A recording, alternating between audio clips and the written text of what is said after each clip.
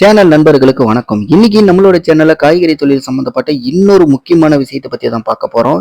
என்னோட வீடியோன்னு மட்டும் கிடையாது. நீங்க தொழில் சம்பந்தப்பட்ட எந்த வீடியோவை பார்த்தாலும் இந்த அளவுக்கு சம்பாதிக்க முடியும், அந்த அளவுக்கு சம்பாதிக்க முடியும் அப்படின்னு சொல்லிட்டு எதெல்லாம் சாத்தியமாகும் அப்படிங்கிறது அந்த தொழில் பண்றவங்களுக்கு மட்டும்தான் 100% தெரியும். இப்போ ஒரு தொழில் பண்ணிக்கிட்டு இருக்காங்க அப்படின்னா எந்த தொழிலா வேணாலும் இருக்கட்டும், ஆக மொத்தம் ஒரு தொழில் பண்றாங்க அப்படின்னா எந்த ஒரு தொழிலையுமே அதுல இருந்து எந்த அளவுக்கு லாபம் எடுக்க முடியும் அப்படிங்கிற ஒரு சில ஸ்ட்ராட்டஜிகள் நாம செய்யற தொழிலை வச்சு மற்ற தொழிலையும் எந்த அளவுக்கு லாபத்தை பார்க்கலாம் அப்படிங்கிறத நம்மளால தெரிஞ்சுக்க முடியும். ஆனா ஃபுல் அண்ட் ஃபுல் ஏதாவது ஒரு தொழில், உதாரணத்துக்கு காய்கறி தொழிலே எடுத்துக்கிட்டாலும் கூட இந்த காய்கறி தொழில எந்த அளவுக்கு லாபம் கிடைக்கும் அப்படிங்கிறத 2 பேரால மட்டும்தான் தெளிவா சொல்ல முடியும். ஒண்ணு காய்கறி தொழில் பண்றவங்க, இன்னொன்னு பாத்தீங்கன்னா மளிகை கடையில காய்கறி விற்கிறவங்க. இந்த 2 பேரை தவிர இந்த காய்கறியில எந்த அளவுக்கு முழுக்க முழுக்க லாபம் கிடைக்கும் அப்படிங்கிறத தெளிவா சொல்லவே முடியாது. என்னதான் நம்ம ஆல்ரெடி தொழில் பண்ணிட்டு இருந்தாலும் கூட எந்த தொழில எந்த அளவுக்கு லாபம் கிடைக்கும் அப்படிங்கிறது ஓரளவுக்கு நமக்கு தெரிஞ்சாலும் கூட அது சாத்தியமாகறதுக்கான என்ன வழிமுறைகள் இருக்கு அப்படிங்கிறது அந்தந்த தொழில் பண்றவங்களுக்கு மட்டும்தான் முழுக்க முழுக்க சில ஐடியாக்கள் வரும். அந்த மாதிரிதான் பாத்தீங்கன்னா நம்மளோட சேனல்ல நான் ஆல்ரெடி என்னோட கடையில காய்கறி விற்கும் போது எனக்கு கிடைச்ச லாபங்கள், அதே மாதிரி நான் காய்கறி கடையை தனியா ஆரம்பிக்கலாம்னு சொல்லிட்டு என்னெல்லாம் முயற்சி பண்ணனேன், எனக்கு தனிப்பட்ட முறையில இந்த பிசினஸ்ல எந்த அளவுக்கு லாபம் கிடைச்சது, இது எப்படி ஒரு நாளைக்கு இந்த அளவுக்கு லாபகரமான ஒரு பிசினஸா மாத்த முடியும் அப்படிங்கிற ஸ்ட்ராட்டஜி எனக்கு தெரியும். அந்த விஷயங்கள் தான் நான் அதுல ஷேர் பண்ணிக்கிட்டேன். அதனால அந்த நண்பர் சொன்னது தவறான கருத்தா, அவரு வேற மாதிரி சொல்றாரு அப்படிங்கறதெல்லாம் கடந்துதான் நம்ம போகணும். ஏன்னா அவரோட கருத்தை அவர் சொல்லியிருக்காரு. உண்மையிலேயே அந்த கருத்து நிறைய பேருக்கு புரிய வைக்க வேண்டிய ஒரு கேள்விதான். பாக்குற எல்லாருமே யோசிச்சாங்க அப்படின்னா இது எந்த அளவுக்கு சாத்தியம் ஆகும் அப்படிங்கிறத புரிஞ்சுக்கிறதுக்கு கொஞ்சம் கஷ்டம்தான்.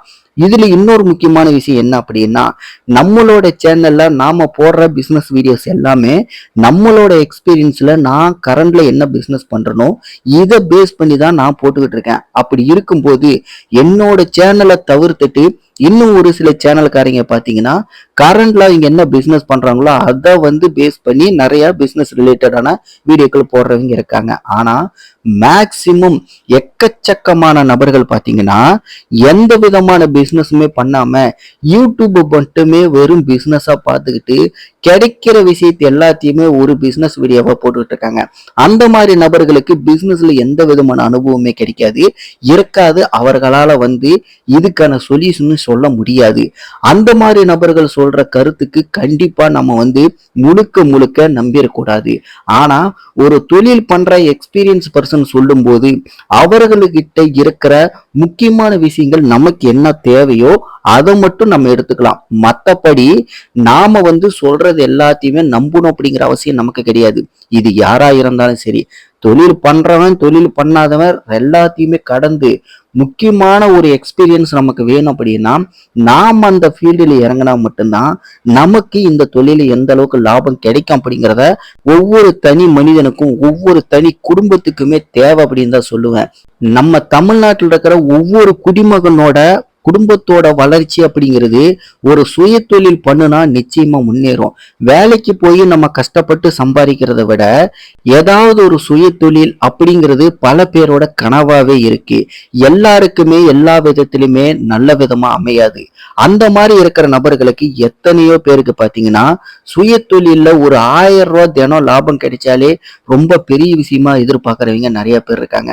அந்த மாதிரி நபர்களுக்கு காய்கறி தொழில்கள் மிகப்பெரிய வரப்பிரசாதம் மாதிரி கண்ணை மூடிக்கிட்டு ஆரம்பிக்கலாம். ஒரு நாளைக்கு குறைந்தபட்சம் உதாரணத்துக்கு ஒரு 4 மணி நேரம் 5 மணி நேரம் ஒரு இடத்துல ரோட்டோரத்துல ஒரு கடை மாதிரி போட்டு உக்காந்தாலே பாத்தீங்கன்னா இந்த காய்கறி தொழில் மூலியமா உக்காந்த அந்த இடத்துல 2000 ரூபாய்க்கு மேல நீங்க லாபம் மட்டுமே சம்பாதிக்க முடியும்.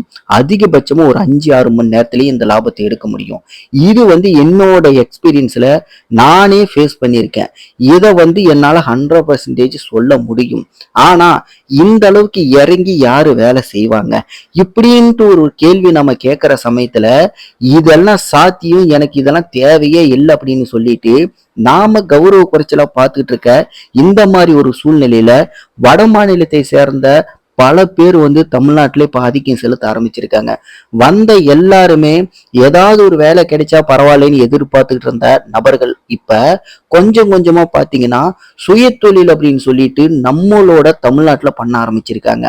அதுல மிக முக்கியமா பாத்தீங்கன்னா இந்த காய்கறி தொழில்கள் முழுக்க முழுக்க நம்ம தமிழ் மக்கள் கஷ்டப்பட்டு விவசாயம் பார்த்து அதை வந்து மார்க்கெட்ல வித்து சந்தைகள்ல வித்து எங்கெங்கயோ எப்படி எப்படியோ கொண்டு போய் வித்து கிடைச்ச லாபத்தை வச்சு குடும்பம் நடத்திக்கிட்டு இருக்காங்க. ஆனா இந்த வடநாட்டு நபர்கள் இப்ப என்ன பண்றாங்கன்னா நாம கஷ்டப்பட்டு இந்த மாதிரி விவசாயம் பார்த்து கொண்டு போற ஏதாவது ஒரு பொருளை மட்டுமே தனியா வாங்கிட்டு வந்து அதை வந்து நம்ம கௌரவ குறைச்சலா நினைக்கிற ரோட்டோர கடைகளா வந்து ஏதாவது ஒரு இடத்துல உட்காந்து ஒரே நாள்லயே நான் சொன்ன அந்த 4 மணி நேரம் 5 மணி நேரத்துல பாத்தீங்கன்னா அசால்ட்டா 1000 ரூபாய் 1500 ரூபாய் அப்படின்ட்டு சம்பாரிச்சுக்கிட்டு போயிட்டே இருக்காங்க. ஆனா நாம என்ன பண்றோம், நம்ம கண்ணுக்கு முன்னாடி இதெல்லாம் நடக்கும்போது நம்ம கௌரவ குறைச்சலா வந்து நினைச்சுக்கிட்டு ஒரு சில தொழில்களை வந்து இக்னோர் பண்ணிக்கிட்டே இருக்கோம். இன்னொரு விஷயம் என்ன அப்படின்னா நாம ஏதாவது ஒரு கருத்து சொன்னோம் அப்படின்னா உடனடியா அது எப்படி சாத்தியமாகும், இது நடக்குமா நடக்காதா, சரி இந்த இடத்த நம்ம பிடிக்கிறதுக்கு எவ்வளவு பாதைகளை கடந்து போகணும், எந்த அளவுக்கு போராட்டங்களை நம்ம கடந்து போகணும் அப்படிங்கிறது எதையுமே யோசிக்காம எடுத்தோம் கவுத்தோன்ட்டு எதையாவது ஒரு மாற்று கருத்தை சொல்றது. கருத்துக்கள் சொல்றது ரொம்ப ஈஸி. ஆனா எப்பவுமே வந்து நம்ம ஒரு விஷயம் சொல்றதுக்கு முன்னாடி அது எந்த அளவுக்கு சாத்தியமாகும், வாய்ப்பு இருக்கா இல்லையா அப்படிங்கிறதையும் நம்ம ஒரு டைம் யோசிச்சு பார்க்கணும். எதுவுமே பாத்தீங்கன்னா முடியாது அப்படின்ட்டு சொல்ல முடியாத அளவுக்கெல்லாம் எதுவுமே கிடையாது.